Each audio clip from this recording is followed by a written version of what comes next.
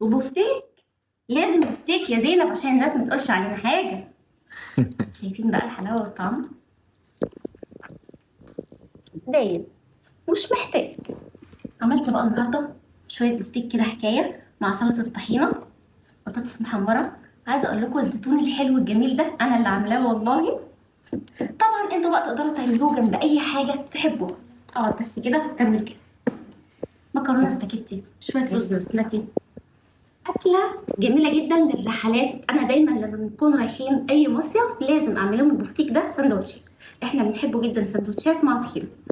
وكالعادة دايما أقول لكم لما باجي أتبل أي حاجة بعمل زيادة شوية علشان أشيل طبق زي ده كده للأزمات في الفريزر.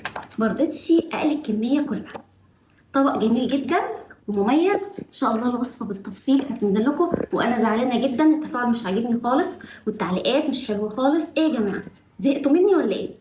اللي زهق مني ينزل تحت كده في الكومنتات ويكتب لي، لان انا كده بجد بدات افقد شغفي.